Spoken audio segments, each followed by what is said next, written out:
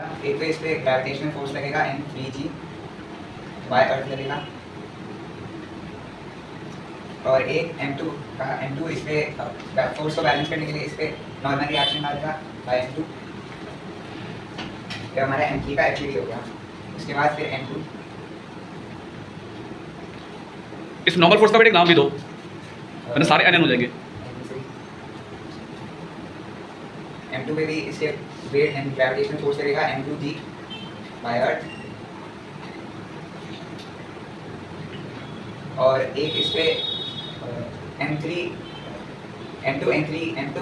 पे normal force लगा रहा है तो m3 भी m2 पे उतने नॉर्मल फोर्स लगाएगा m3, और इस फोर्स को बैलेंस करने के लिए m1 इस पे ऊपर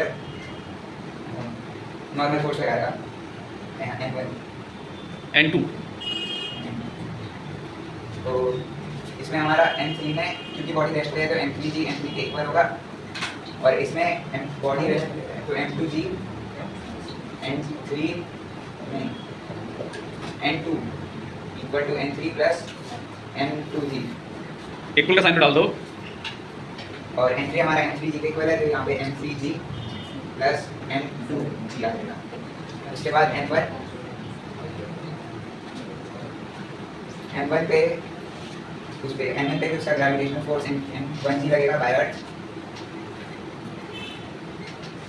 और क्योंकि m1 m2 पे अपना एक नॉर्मल फोर्स लगा रहा है तो m2 भी उतना ही फोर्स m1 पे लगाएगा, तो ये हमारा हो जाएगा m2, और इसको बैलेंस करने के लिए सरफेस एक ऑपोजिट फोर्स लगाएगा ऑपोजिट ऊपर m1। ये बिल्कुल सही है, क्लैपिंग कर दो उसके लिए जी।